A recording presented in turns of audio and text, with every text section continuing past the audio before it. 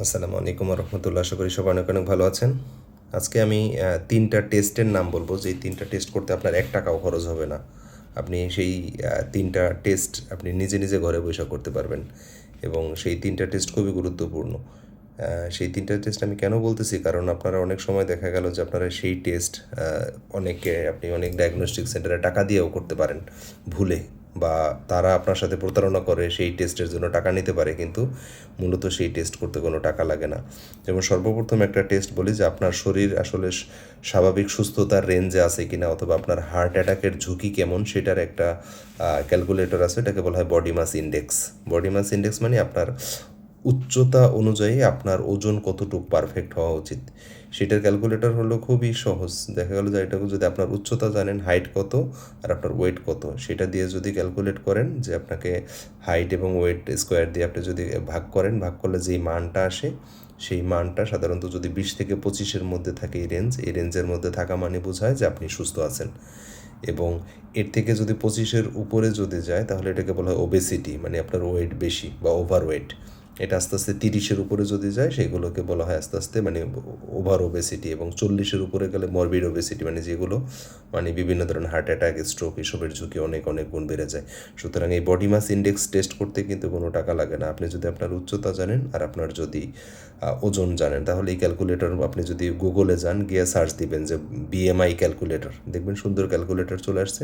সেখানে আপনার ওজন বসাইবেন আর আপনার উচ্চতা বসাইবেন, ক্যালকুলেট করে দেখাই দিবে যে আপনার আসলে বয়স অনুযায়ী আপনার আসলে বডি মাস ইন্ডেক্স 20 থেকে 25-এর মধ্যে আছে কিনা। যদি এটা ক্রস করে চলে যায়, তার মানে আপনার জন্য ঝুঁকিপূর্ণ, এটা বোঝা উচিত।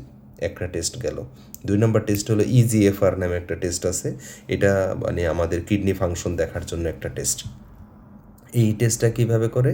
এই টেস্টটা খুবই সহজ। আপনি যদি আপনার কিডনি ফাংশন, সিরাম ক্রিয়েটিনিনের ভ্যালু জানেন আর আপনার বয়স এবং আপনার উচ্চতার ওজন জানেন, তাহলে আপনি জায়গা মতো শুধুমাত্র আপনি গুগলের ওয়েবসাইটে যাবেন, kidney.org। এই ওয়েবসাইটের মধ্যে কিডনি ফাউন্ডেশনের একটা ওয়েবসাইট আর কি, এটার মধ্যে যদি যান, ক্যালকুলেটর আছে, ওখানে গিয়ে আপনার সিরাম ক্রিয়েটিনিনের ভ্যালু কত সেটা বসাবেন, আপনার বয়স বসাবেন এবং আপনার বডি সারফেস ক্যালকুলেটর করার জন্য আপনার ওজন এবং উচ্চতা বসাবেন। অটোমেটিক্যালি সে ক্যালকুলেট করে দেখাই দেবে যে আপনার ইজিএফআর কত।